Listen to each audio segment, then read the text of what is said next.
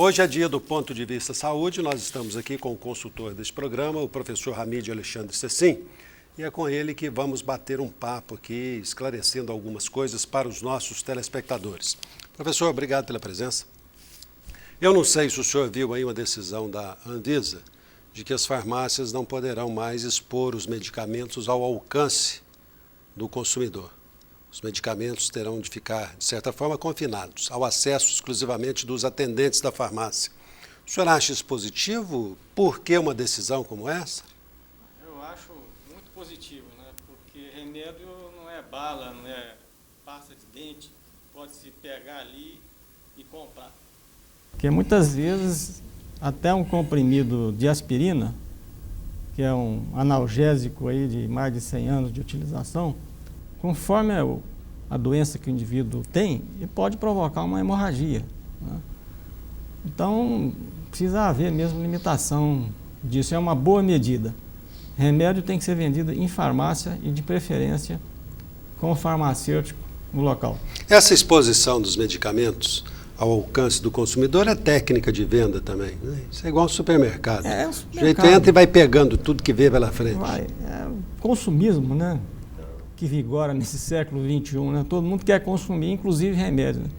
Inclusive tem pessoas que fazem uma farmacinha, inclusive, em casa, né, para que esteja tudo à mão. Professor, é direito do consumidor, ao ir a uma farmácia, exigir a presença do farmacêutico? Olha, não tem informação assim, mas que a lei obriga, obriga. E se a lei obriga, qualquer cidadão pode... Pois é, o farmacêutico tem de estar na farmácia. Tem que estar na farmácia. O farmacêutico responsável. Exatamente, até para tirar dúvidas, né? Se pode trocar esse remédio por um remédio genérico ou não pode trocar, é importante a presença do farmacêutico. Qual a opinião do senhor sobre a aplicação de injeção em farmácia? Há uma recomendação contra isso, né? Olha, depende da injeção.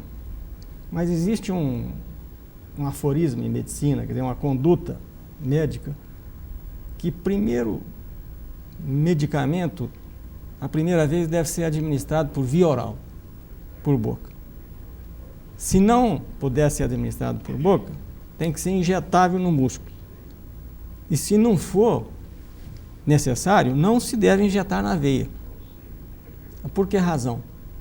Porque o indivíduo pode ser alérgico a uma determinada substância e na farmácia não tem os mecanismos de reanimação, né, quer dizer, de ressuscitação, que são necessários para tirar o indivíduo do estado de choque. É comum a pessoa em crise renal procurar uma farmácia para tomar uma injeção, e é exatamente na veia. Esse procedimento é perigoso? Não, não é que seja perigoso. Em algumas pessoas ele pode ser perigoso. Mas como tem que se levar em conta que 1% é uma vida, então, para evitar esses problemas, é preferível fazer no hospital.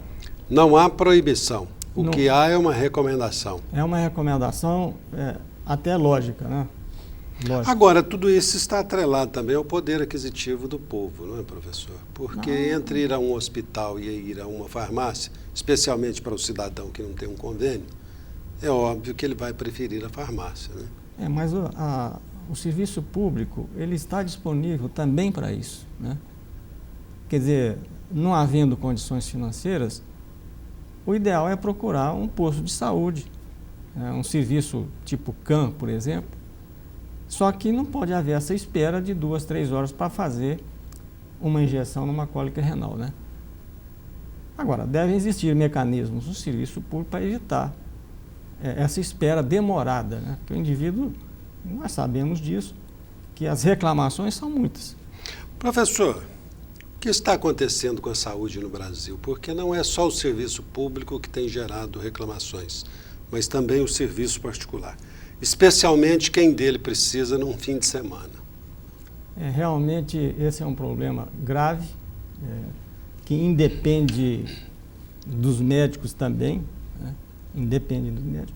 E eu diria o seguinte, que o serviço particular conveniado, ele é um pouquinho melhor só do que o serviço público. Não há muita diferença, não. Por quê? Porque a demanda é grande, é muito doente fim de semana, né? por acidentes, por outras razões, e a estrutura é fraca. Vamos aqui voltar um pouquinho ao passado. Em 1966, quando eu formei, existiam mais hospitais em Uberaba do que existem hoje. Com uma população muito menor. Na época, Uberaba tinha 70, 80 mil habitantes, que quadruplicou a população de Uberaba e o número de hospitais diminuiu. Embora, paradoxalmente, o número de médicos tenha aumentado. Quer dizer, apesar desse aumento, existe ainda esse problema de fim de semana, né, que antigamente se ligava na casa do médico, ele ia lá pessoalmente. Hoje é impossível. Professor, um médico também tem dificuldade em localizar um colega em fim de semana? Não, é muita dificuldade, né? Vamos excluir aqui algumas condições, mas na maioria das vezes é difícil. Até entendo as razões, que fim de semana é o descanso do indivíduo, etc, etc, etc. Mas em determinadas condições, eu acho que tem que colocar isso de lado e ver que alguém está precisando dele, né? Professor, eu ouvi de um colega do senhor esses dias que Uberaba já foi referência em medicina. Já foi. Que hoje Uberaba não é mais referência em medicina. Tanto assim, dizia o colega do senhor, que os próprios médicos de Uberaba não se tratam em Uberaba quando precisam de um atendimento de maior atenção, de maior complexidade. E, obviamente, que ele não estava falando só da capacidade dos médicos, ele estava falando também da estrutura hospitalar. É verdade. Mas o problema é o seguinte, velho. Precisa fazer uma separação, né, do profissional e da estrutura onde ele atua e do meio em que atua. Agora, é evidente, é muito claro, que quando o médico dispõe de recursos tecnológicos avançados, de apoio complementar de primeira qualidade, que custa caro, ele não encontra isso em Uberaba. Por que o indivíduo vai para o Sírio-Libanês em São Paulo ou para o Einstein?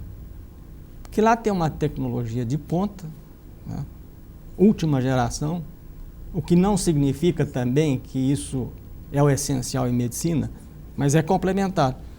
E aqui em Uberaba é difícil o pessoal investir nisso.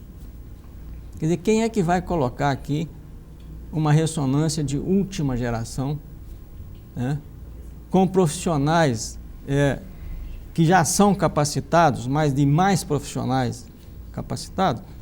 Ele vai ter prejuízo. Porque, infelizmente, no sistema capitalista, é claro que o lucro, ele é um dos objetivos. E o indivíduo não pode aplicar para ter prejuízo.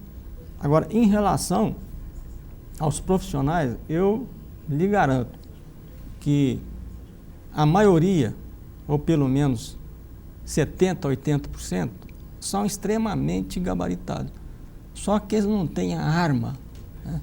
O que o indivíduo adianta ele ser um bom atirador se ele pega um rifle extremamente estragado, né, já ultrapassado? Ele não vai acertar o alvo. E esse é o problema. E a estrutura. Você vê aqui em Uberaba, você falou em fim de semana, é difícil achar uma estrutura que esteja aberta para fazer exames de alta complexidade. Né? Quer dizer, em suma, o problema não é do médico e não da medicina, né? É da estrutura que suporta a medicina. E isso realmente precisa avançar. Precisa avançar. Agora, retornando aqui, no Brasil como um todo, você sabe qual é o investimento per capita, por cabeça, quer dizer, por pessoa, que o Brasil investe em saúde? $330. Sabe qual é o investimento no Canadá? $2.500 por cabeça. Na Espanha, $1.600 por cabeça. Quer dizer, como com $330 pode-se fazer saúde de boa qualidade? Em consequência desse pequeno investimento, tem gente morrendo? Eu acho que nos prontos-socorros, vamos a um exemplo aqui, por exemplo, no Hospital Escola, tem no corredor do pronto-socorro, tem uns 20, 30 doentes aguardando vagas. E ainda que esteja assistido, não é um atendimento de qualidade, obviamente. Não, é impossível. Mas por que isso? É culpa dos médicos? É isso? Não. Vamos dar um exemplo aqui, agora semana passada eu vi, que o Estado da Federação é obrigado por lei a investir 22% da verba em saúde. Minas Gerais, por exemplo, foi 11%. Quer metade. Dizer, metade. São Paulo e Rio Grande do Sul, quer dizer, dos 30 e tantos estados da federação, apenas 11 cumpriram essa meta. Isso é um problema político, né? Por que não se aplicou o que manda a lei? Esse dinheiro que não foi aplicado em saúde, que deveria ser, foi aplicado onde? Para fazer obra, para pagar folha de pagamento, viagens diárias, etc., quando deveria ser investido na saúde. Mas é curioso, professor, que é uma questão essencial, dá voto, porque se tiver uma saúde de boa qualidade para o povão, isso pode ser traduzido em voto. Verdade. A que se atribuir, então, essa falta de investimento? A falta de investimento em desconhecimento dos gestores? Eu não sei, quer dizer, quem analisa o Brasil pode fazer uma dedução lógica. Quando o dinheiro não vai para um lugar, ele vai para outro. Agora, esse outro lugar, eu não sei onde que é. Tem vários lugares, professor. Tem vários lugares, né? Então... Tem vários bolsos. Nós vamos a um rápido intervalo e voltaremos em instantes. Apoio Cultural Unimed. O melhor plano de saúde é viver. O segundo melhor é Unimed. O Públio Emílio Rocha estava sumido, mas está de volta para falar sobre os nossos direitos. Vamos vê-lo.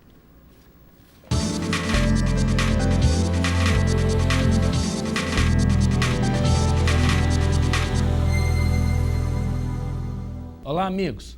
Falaremos hoje sobre o empregado ou empregado doméstico. Qual é o traço diferenciador dessa categoria tão especial de empregado ou de trabalhador? Ora, pela lei, considera-se empregado ou empregada doméstica todo aquele trabalhador maior de 18 anos que presta serviço de natureza contínua, ou seja, frequente, constante, e de finalidade não lucrativa à pessoa ou à família no âmbito residencial destas. Vejam vocês o seguinte, o que é que tem de especial nessa definição de empregado ou empregada doméstica? É o caráter não econômico da atividade, ou seja, o trabalho doméstico ou empregado doméstico, a pessoa não pode ter lucro com aquela atividade. Então não o trabalho é exatamente igual. Vamos dizer o seguinte, uma trabalhadora presta serviço para um dentista no seu consultório, fazendo limpeza do consultório. Esse trabalhador não é um trabalhador doméstico, porque o consultório do dentista ele tem ali uma atividade econômica. A mesma limpeza feita na casa da pessoa, desde que não tenha atividade econômica, atividade lucrativa, é considerado trabalho doméstico. Ora, nesses termos, integram a categoria dos domésticos, os seguintes trabalhadores: cozinheiro, governanta, babá, lavadeira, faxineira, vigia, motorista particular, jardineiro, acompanhante de idosos, dentre outros. E o caseiro? O caseiro também é considerado empregado doméstico, quando o sítio ou o local onde ele exerce sua atividade não possui finalidade lucrativa. Então, se é um sítio exclusivamente para lazer, ele é considerado trabalhador doméstico. Se nesse sítio tem atividade econômica, produz algum tipo de vantagem econômica, ele é considerado trabalhador rural. Vejam vocês o seguinte, o que é que tem de especial nessa categoria? O que tem de especial é que ela presta serviço para o âmbito familiar e de natureza não econômica. Nos próximos programas falaremos sobre a lei, direitos e deveres dessa categoria que nos auxilia tanto, tanto no dia a dia de nossas casas, de nossas famílias. Direito, a arte do bem e do justo.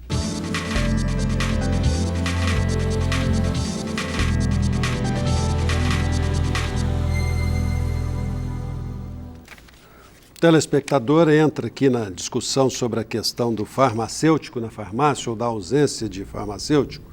É o Gustavo, não vou revelar o seu nome completo por razões óbvias diante do que ele está dizendo, razões óbvias. Diz ele aqui, é obrigatória a presença do farmacêutico enquanto o estabelecimento estiver aberto. Se a farmácia é aberta 16 horas, é necessário ou são necessários 2 farmacêuticos. Grande parte das farmácias de Uberaba não cumpre a lei e ainda não paga o piso salarial. Geralmente pagam em torno de R$600 somente para que o farmacêutico assine a responsabilidade técnica. Segundo ele, somente as grandes redes é que estão cumprindo a lei. Agora, professor, ele relatou aqui para a Divaina que em uma rede aqui, um único farmacêutico assina como responsável por 16 ou 15 farmácias.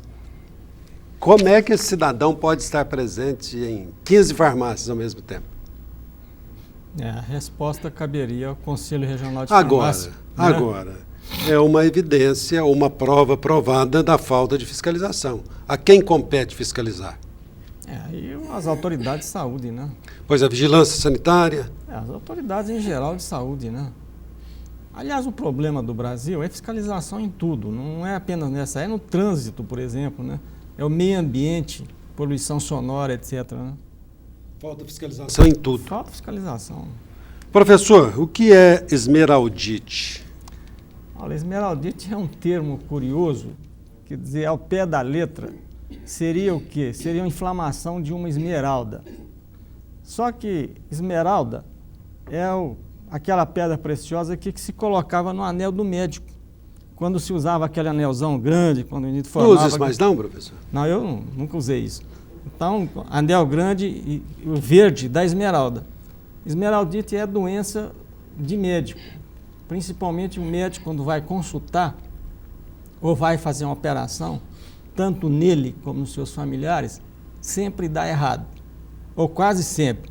Sempre tem uma complicação. Por quê?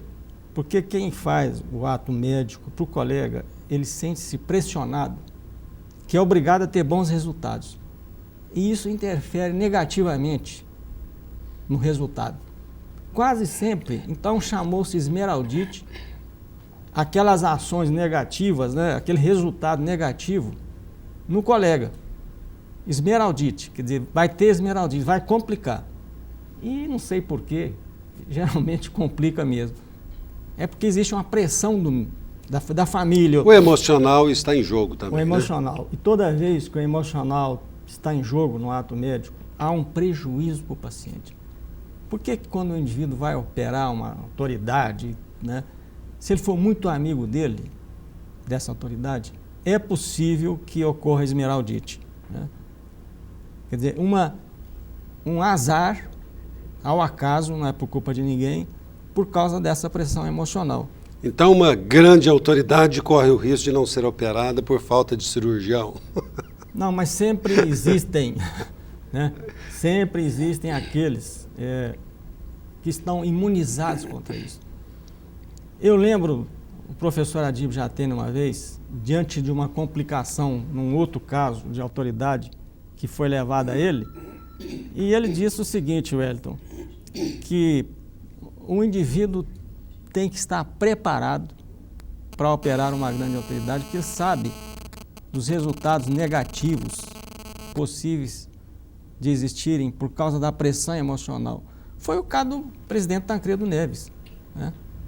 Foi o caso dele, teve que ser transportado para São Paulo, etc. Professor, que conclusão o senhor tira daquele caso do Tancredo Neves, como profissional de saúde?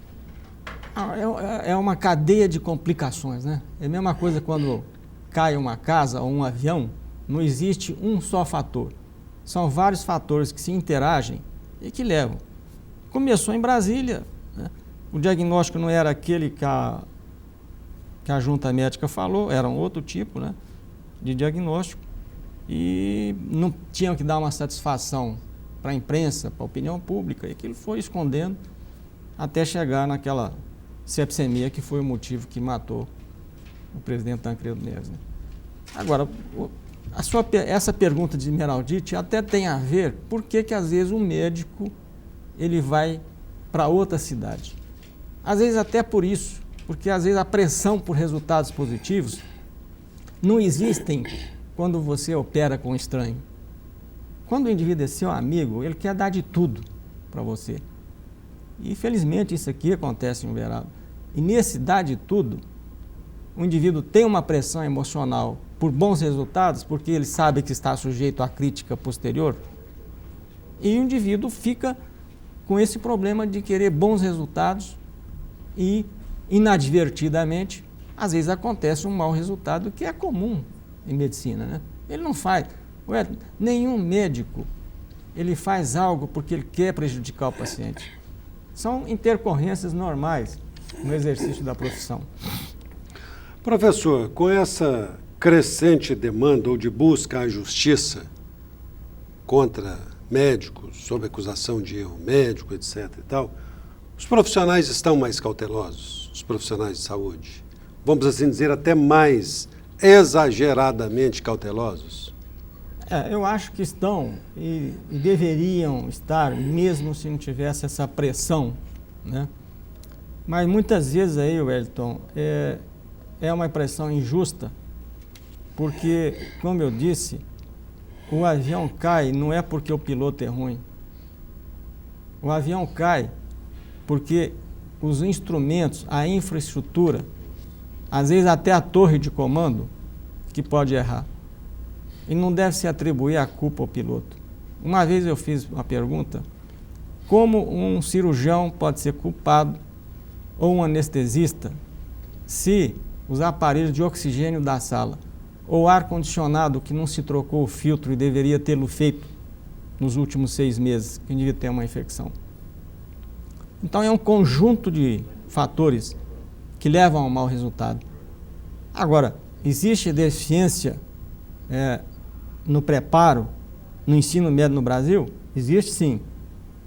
Existe porque há uma proliferação exagerada de escolas médicas, escolas de fim de semana, e isso não é só a impressão minha, é a impressão do próprio governo, que não abre mais escolas de medicina no país. Nós temos 180 escolas médicas no país. Sabe quantas existem nos Estados Unidos desde o século passado, do começo? Existem apenas 85. Nós temos mais 100 escolas a mais. Então, o que é que se espera desses médicos formados em escolas de fim de semana que não tem hospital? O problema é esse, não existe hospital de clínicas, hospital escola. Eles fazem estágios aqui e ali. Então, isso também é um problema. Mas o médico pode recuperar depois de formado? Pode. Ele pode ser formado numa escola mediana e ser um grande médico. Só que ele vai ter que gastar mais tempo na prática, né, no exercício do aprendizado.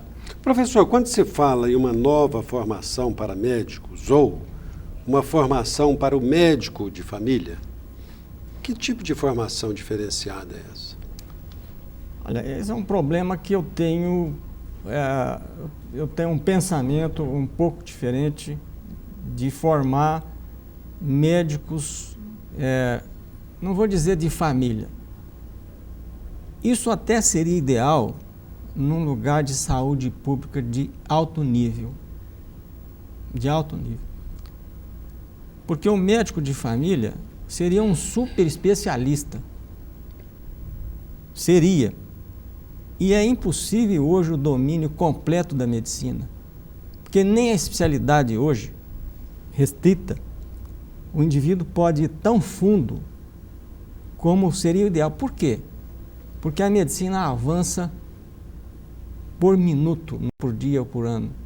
Com a internet, por exemplo, nós temos hoje um portal na universidade, o portal da CAPES, que disponibiliza, sabe quantas revistas médicas? Mais de 10.000, assim no seu computador. Como um indivíduo consegue dominar aquilo? Se dá plantão em 3, 4 lugares. né? Se trabalha 10 horas por dia, como é que ele vai estudar? Então, como é possível formar um super especialista? É impossível. Agora, sabe como é que é o nome desse médico na Inglaterra, na Europa? Médico dos primeiros cuidados. Essa é a função dele. É dar o primeiro cuidado. E ele resolve, velho, 60% dos casos. Só que ele não pode avançar nos outros 40%, porque ele não resolve. Ele não pode avançar. Os 60% ele resolve, mas ele também tem que estar preparado. Um conhecimento geral, restrito para aquilo. Vamos dar um exemplo aqui. O indivíduo está com tosse. Procura um médico. Aí ele passa um remédio para combater a tosse. O sujeito não melhora. Ele vai ou procura novamente. Ele muda o nome do remédio e dá antibiótico. O que teria que ser feito do ponto de vista ideal? Se na segunda consulta ou terceira há uma persistência dos sintomas, ele tem que encaminhar para o especialista. Por quê? Esse indivíduo pode ter um tumor no pulmão, pode ter uma tuberculose ou uma doença autoimune grave nos pulmões. Então, se isso existisse, seria o ideal. Agora, como é que nós suprimos essa falha? É que todo especialista tem que ser antes um clínico geral. Para ele poder tomar essa atitude. Ele também é um triagista. Quando ele vê que não é a área dele, ele deve encaminhar imediatamente ao especialista. Só que isso não acontece. Vamos dar um exemplo por quê. No serviço público, o indivíduo, ele urina muito, come demais e tem muita sede. Qual é a conduta? A conduta é tomar muita água ou deixar comer demais? Tem que fazer um diagnóstico disso aí. Por que está acontecendo isso? E isso pode ser a primeira manifestação do diabetes. Primeira manifestação do diabetes. Chama os 3: polidipsia, polifagia e poliúria. Poliúria, urina muito. Polifagia, come demais. Polidipsia, muita sede, porque ele urina muito, ele tem que beber água. Então o indivíduo aí vai ao serviço público, pede um exame de açúcar, dá 200, 300, está configurado diabetes. Mas também pode não ser diabetes. Aí vai pedir outro exame, sabe quanto tempo leva para fazer outro? 2 meses. Leva 2 meses. Então, o especialista, seja ele ortopedista, pneumo, gastro, ele tem que ter conhecimento da medicina como um todo. E não pode se especializar precocemente. Hoje o indivíduo no terceiro ano de medicina quer fazer isso, quer fazer aquilo, não pode. Ele tem que ser médico primeiro. E depois, veja bem, residência. Se ele vai ser um clínico, são 2 anos de residência em clínica médica. Vai fazer pneumo, reumato, etc., mais 2 anos, são 4 anos de especialidade. Quer dizer, nisso o indivíduo fica preparado. É claro que um médico recém-formado não tem a experiência, de quem tem 20 ou 30 anos de formado.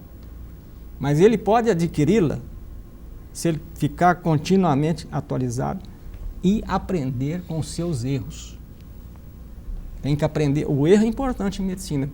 Para aprender com o erro, há necessidade de ter humildade? Tem que ser humilde. Diz que a pior coisa é o médico teimoso. É aquele que persiste no seu diagnóstico. É o terapeuta teimoso. Terapeuta teimoso, né? Ele insiste. E outro problema, Elton, que eu acho importante falar para a população, é o seguinte: o médico tem que conhecer filosofia. Você me perguntaria por quê? Porque o médico precisa aprender a raciocinar. Ele tem que conhecer lógica, porque a medicina é uma ciência. ela é ciência e arte. E a ciência implica um quê? Um raciocínio lógico. Ele não pode aprender sofismando, quer dizer, partir de uma premissa errada. Vamos dar um exemplo? Toda febre é causada por infecção. É um sofisma. Por quê? Porque tem muitas causas de febre que não são causadas por infecção. Se ele aprendeu na escola isso, ele aprendeu de orelhada, porque nenhum professor vai falar isso para ele, porque ele não estuda. Quando chega um indivíduo com ele, pode estar com câncer, por exemplo, e ele falar que você está com infecção. Aí começa uma cadeia de erros, né? Então, o curso médico é um dos cursos em que o indivíduo tem que estudar filosofia. Inclusive nos Estados Unidos, por que o indivíduo chama PhD? Todo mundo viu falar em PhD, PH, né? Uma antiga farmácia com PH, lá é com PH, philosophy. Por quê? Porque o médico lá, ele tem que estudar filosofia primeiro. E ele faz, às vezes, pós-graduação em filosofia. O que significa o PhD? Doutor em filosofia. É a titulação máxima que um médico pode ter, né? É o nosso doutor aqui, o doutor de hoje, que faz doutorado, né? Doutorado nisso, naquilo, em que faz-se uma revisão dos conhecimentos. Então, todo médico não precisa ser PhD. Eu contei uma vez aqui um caso, a mulher, a filha de um grande professor de ginecologia e obstetrícia, precisava dar à luz. Precisava não, era imperioso. Né? Aí ela perguntou: pai, quem é que eu devo procurar? Esse aqui ou esse? Ele olhou e falou: não, você vai procurar esse aqui. O indivíduo não tinha título nenhum, né?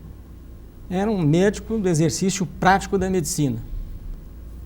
Aí tinha um outro assistente do professor, né, que tinha PhD, foi para os Estados Unidos e tal, chegou para ele reclamando: mas professor, eu sou seu assistente. Eu sou top de linha? Eu sou top, PhD nisso, naquilo, né? O senhor mandou para o outro. O professor perguntou para ele: quantos partos você fez? Ele falou: eu fiz uns 50, 60. Ele falou: mas o outro, seu colega, meu assistente, fez 1000. Então, a prática não adianta ser só PhD. A medicina alia o exercício, pegar na massa, todo dia, com a atualização, o conhecimento vago, largo, quer dizer, né? Então, o indivíduo tem que ser desse jeito. Agora, também não pode ser só ficar amassando, não. É a junção das duas coisas. Essa é a prática da medicina, mas baseado na lógica, né? Nós vamos a mais um rápido intervalo e voltaremos em instantes. Apoio Cultural Unimed. O melhor plano de saúde é viver. O segundo melhor é Unimed. Professor, nós temos uma pergunta aqui de uma telespectadora para o senhor. Quer saber se hipertrofia ventricular esquerda significa o quê? Hipertrofia é o aumento do volume de um órgão. Aumenta, é um crescimento do músculo cardíaco. E esse crescimento decorre por várias situações. Por exemplo, na hipertensão arterial. Quem tem pressão alta, o coração tem que trabalhar muito para vencer a resistência periférica, quer dizer, o encanamento está um pouquinho fechado, ele tem que fazer mais força para poder mandar o sangue. Então, essa é uma das causas de hipertrofia ventricular esquerda, mas tem muitas outras doenças, doenças inflamatórias do coração. Professor, não é a especialidade do senhor, mas o senhor é um estudioso. A questão da influenza A. O cidadão faz um exame hoje, num laboratório particular, constata-se que ele está com o vírus.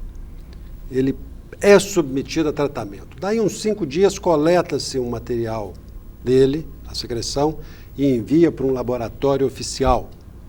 Vem o laudo desse laboratório oficial dizendo negativo, porque o laboratório, o resultado é seco, é positivo ou negativo? Negativo. Isso significa que ele não estava com o vírus ou que o vírus pode ter desaparecido com o tratamento a que ele foi submetido? Não, é provável é provável que, se o primeiro foi positivo, realmente estava positivo. E negativou por causa do tratamento ou da própria evolução. Porque esse exame para o vírus influenza H1N1, o A, ele é coletado do nariz, né? E sabe-se que o vírus, depois de 10, 15 dias, ele desaparece do nariz. Agora, existem outros mecanismos de saber se ele teve ou não. São reações sorológicas diferentes. São outros exames que, inclusive, já estão sendo feitos. Sabe para quê? É para determinar qual o índice de infecção na população. Quer dizer, como é que foi o comportamento, né, dessa doença, da gripe suína, na população mundial. São outros exames sorológicos. Esses já são feitos no sangue. Dosagem de anticorpos, né? Por exemplo, inibição de hemaglutinação. É um exame que se faz para ver se o indivíduo teve rubéola, né? Ou teve outra doença viral. Então, se desapareceu, provavelmente, e estava positivo, provavelmente foi em decorrência de um processo de tratamento. Esse segundo exame, que deu negativo, ele pode constatar que o cidadão teve o vírus ou não? Não, ou ele não tem essa capacidade? Ele não tem, naquele momento ele não tem o vírus.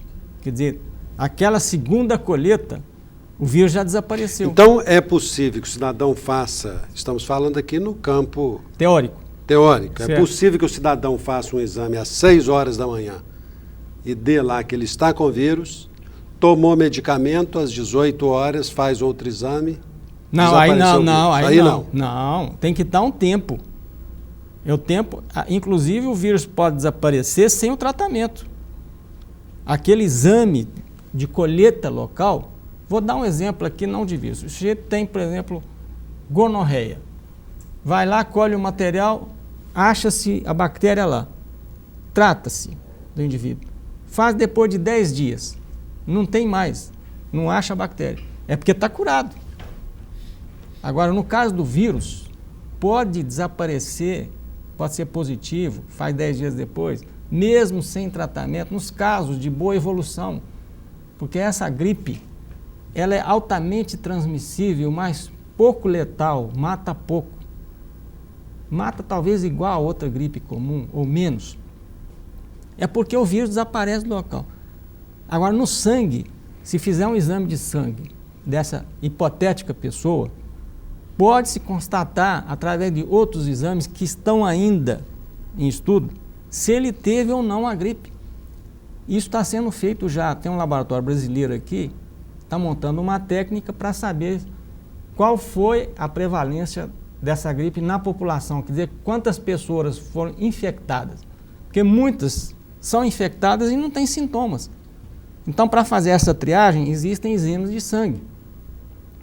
Por exemplo, tem muitas doenças virais causadas por vírus que o indivíduo pode saber se ele teve lá para trás, com 10, 15 anos atrás, né?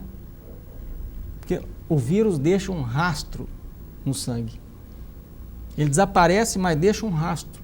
Tanto é que muitas doenças imunizam. Então, um exame de sangue constataria que houve a contaminação. Que houve a contaminação. Embora um exame de secreção possa dar negativo. Negativo. Perfeito. Interessante, viu, professor? Nós temos aqui outra pergunta de telespectadora. Qual é a anestesia mais indicada ou menos prejudicial para a cirurgia pélvica? Olha, essa é uma pergunta, não que gostaria que fosse respondida por um especialista, mas eu posso dar umas informações adicionais. Para anestesia, por exemplo, de membros inferiores, quer dizer, da bacia para baixo, a anestesia peridural. E se injeta um medicamento na espinha, né? Ou intradural, quer dizer, lá dentro mesmo da espinha ou por fora na capa. Essa é uma anestesia que se usa, por exemplo, para parto, né? Para cirurgias de membros inferiores. Agora, quando é uma cirurgia de abdômen, que tem que ter um relaxamento, ou daqui para cima, que não tem jeito de fazer anestesia peridural, porque a anestesia peridural só pega os nervos, nós chamamos da cauda equina, né, para baixo, aí é peridural. Mas em outro tipo de tem que ser anestesia geral. Professor, uma última pergunta aqui para o senhor. O o senhor que é um homem extremamente estudioso, não só da sua especialidade propriamente, mas da medicina como um todo. O corpo humano ainda tem mistérios para a medicina? Tem mistérios e esses mistérios não vão acabar, né? Sempre a medicina é uma ciência de evolução, porque sempre tem fatores ambientais novos. Vamos dar um exemplo. A AIDS é uma doença de 1970 para cá. E assim vão surgindo sempre outras doenças, né? Por exemplo, a gripe suína, porque o meio ambiente ele se modifica e o homem acompanha essa modificação. Por exemplo, as doenças alérgicas, da alergia, nós sabemos que as doenças alérgicas vão aumentar demais, né? Nesses 40, 50 anos. Por quê? Presença de alergênios, quer dizer, substâncias que causam alergia, por causa da poluição, né? Poluição ambiental, doenças causadas pela poluição sonora, a surdez em pessoas jovens, né? E afora outros mistérios da medicina, né? As descobertas genéticas. Nós vamos poder manipular, aliás, já estamos fazendo, os cientistas, manipulação genética para modificar o DNA da pessoa, que consegue se curar com isso, muitas outras doenças. E o grande desafio ainda continua sendo o quê? O nosso cérebro. Nós temos tantos bilhões de neurônios, quantos bilhões de galáxias que existem lá em cima, no céu. E isso, como o universo está numa expansão crescente, o universo não é parado como antigamente se acreditava.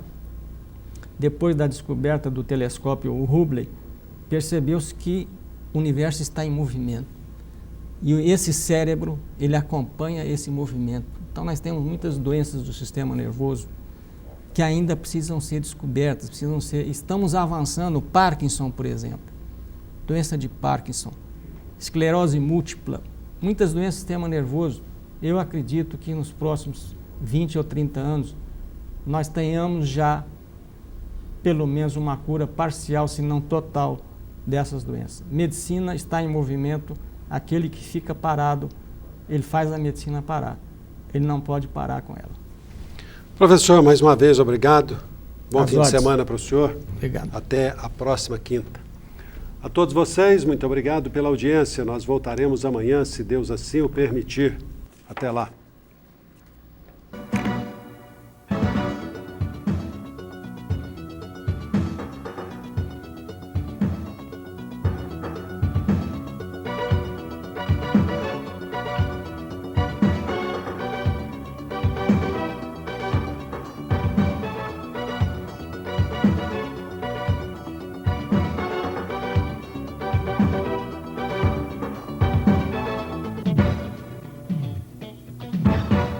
Apoio Cultural Unimed. O melhor plano de saúde é viver. O segundo melhor é Unimed.